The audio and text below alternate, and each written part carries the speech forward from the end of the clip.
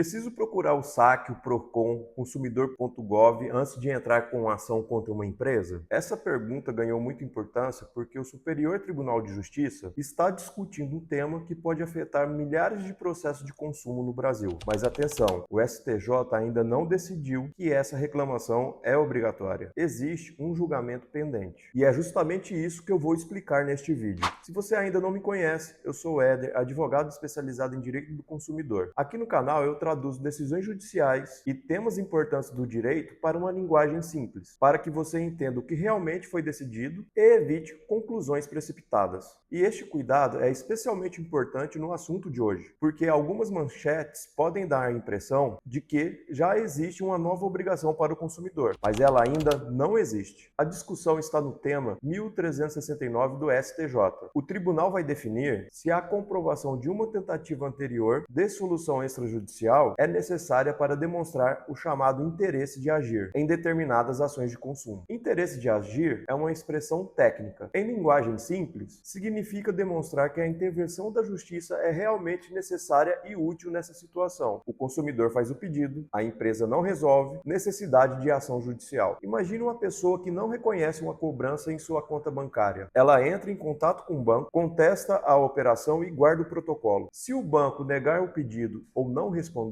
fica claramente demonstrado que o problema não foi resolvido. Mas imagine se essa pessoa ajuize a ação sem ter feito nenhum contato com o banco. A instituição financeira poderá argumentar que nem sequer teve conhecimento da reclamação e que não recebeu a oportunidade de solucionar o caso. E é nesse ponto que surge a controvérsia. Uma corrente entende que, em determinadas ações, o consumidor deveria demonstrar pelo menos uma tentativa de solução administrativa. Não seria necessário passar por todos os canais disponíveis. A discussão seria sobre comprovar que o fornecedor teve conhecimento do problema e que não resolveu. Outra corrente afirma que essa exigência pode criar uma barreira ao acesso à justiça sem previsão clara em lei. A Constituição estabelece que uma lesão e uma ameaça ao direito não pode ser excluída da apreciação do Poder Judiciário. Além disso, nem todos os consumidores conseguem utilizar as plataformas digitais, registrar protocolos ou enfrentar atendimentos demorados. Pessoas idosas, pessoas com deficiência e consumidores com pouco acesso à tecnologia podem encontrar dificuldades ainda maiores. O debate, portanto, não é tão simples quanto perguntar se reclamar primeiro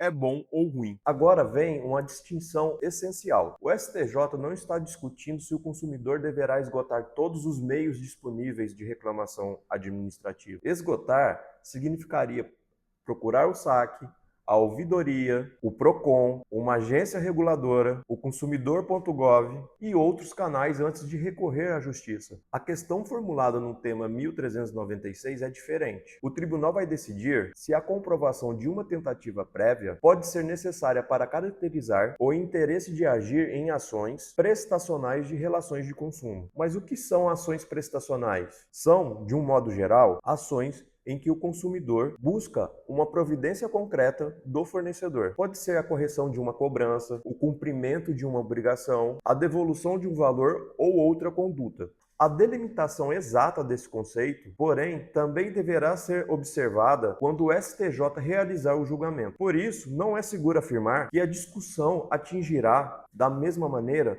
todo e qualquer processo. A controvérsia chegou no STJ depois de uma discussão no Tribunal de Justiça do Estado de Minas Gerais, no chamado IRDR 91. O Tribunal Mineiro adotou o entendimento de que a tentativa extrajudicial deveria ser demonstrada. Mas atenção para este detalhe. Esse é o entendimento adotado pelo Tribunal de Origem, ou seja, lá de Minas Gerais. Não se pode dizer que o STJ já confirmou essa orientação. O recurso foi selecionado para julgamento repetitivo. Isso significa que a Corte Especial do STJ pretende formar uma tese para orientar casos semelhantes em todo o país. O processo representativo é o recurso especial 2.309.304, originário de Minas Gerais, e o relator é o ministro Ricardo Vilas Boas. Em maio de 2026, o STJ realizou 2 sessões de audiências públicas. Especialistas, entidades de defesa do consumidor, representantes do setor produtivo, professores e outras instituições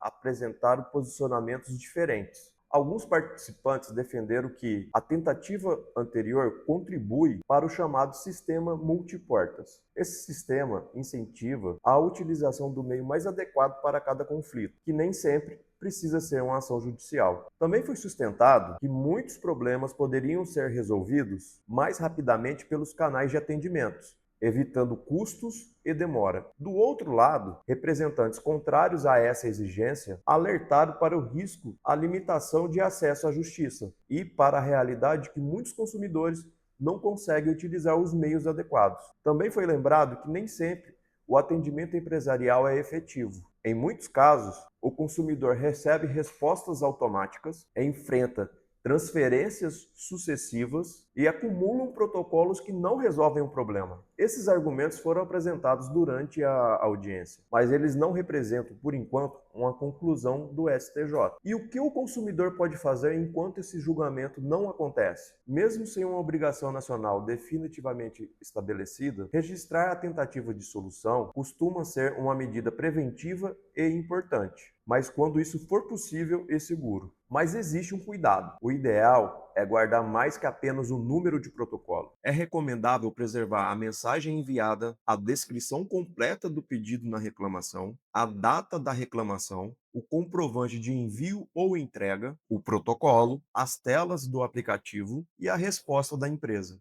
Se a reclamação foi feita por telefone, anota o dia da ligação, o horário e o conteúdo da conversa. Se houver acesso ao histórico do aplicativo ou pelo site, guarde esse documento. No consumidor.gov ou no Procon, preserve a reclamação completa da empresa e a resposta deles. Isso é importante porque um número de protocolo sozinho pode não demonstrar o que realmente foi pedido na reclamação. A empresa pode alegar, por exemplo, que aquele número de protocolo se tratava sobre outro assunto. Mas existe um detalhe fundamental. Situações urgentes não podem ser tratadas como se fossem situações comuns. Imagine uma pessoa que precisa de tratamento médico imediato, ou uma família que está prestes a sofrer o corte de um serviço essencial como a energia ou água, ou uma vítima que percebe uma fraude bancária ainda em andamento. Nessas situações, esperar o prazo normal de um canal de atendimento pode agravar ainda mais a situação. O tema 1396 ainda não definiu como os casos de urgência serão tratados. Por isso, cada situação precisa ser avaliada considerando os riscos, os documentos, os prazos e as circunstâncias concretas de cada caso. Também pode existir o risco de prescrição ou decadência, que são situações em que a demora pode comprometer o exercício do próprio direito, e não é seguro criar uma orientação única para todos os casos. Também precisamos evitar um outro erro. A tentativa extrajudicial também não garante que uma futura ação será julgada procedente. Ela pode ajudar a demonstrar que o fornecedor foi informado e que o problema ainda persistiu, mas o resultado do processo continuará dependendo do direito aplicável, dos documentos, das provas, das alegações da empresa e das circunstâncias do caso concreto. Mas da mesma forma, a ausência da reclamação prévia não significa hoje que toda ação de consumo será automaticamente extinta. O que existe é uma discussão nacional em andamento. Na página oficial do STJ, o tema 1396 aparece como afetado para julgamento. Isso significa que o tribunal reconheceu a relevância do tema e que pretende formar um precedente. Até a data desta gravação, não havia tese de mérito fixada, acórdão de julgamento ou trânsito em julgado. Também não é possível saber neste momento se o tribunal vai exigir a tentativa prévia, considerá-la dispensável, limitar a exigência a certos casos, criar exceções ou estabelecer regras de transições. Por isso, desconfio de conteúdos que afirmam que o STJ já obrigou todos os consumidores a procurar o saque antes de ajuizar uma ação. A manchete pode chamar a atenção, mas não corresponde o estágio atual do processo. O principal aprendizado, por enquanto, é simples. Quando for possível e não houver riscos, procure um canal oficial, formule um pedido claro e guarde a prova completa da tentativa. Não preserve somente o protocolo. Guarde também o conteúdo da reclamação e a resposta da empresa. Quando houver urgência, risco de agravamento do dano ou prazo próximo ao fim, a situação precisa ser analisada com atenção especial. E lembre-se, o STJ ainda não definiu se a reclamação prévia é obrigatória. O tema 1396 continua pendente de julgamento e ainda poderá receber diferentes soluções, exceções e regras de aplicação. Como esse tema ainda será julgado e pode mudar a forma de preparar algumas ações de consumo, inscreva-se no canal para poder acompanhar as atualizações do STJ referente a essa questão. E se esta explicação te ajudou a entender a diferença entre uma discussão e uma decisão, deixe o like. Isto ajuda o conteúdo a chegar a mais pessoas que ainda têm dúvidas sobre este tema. Até o próximo vídeo.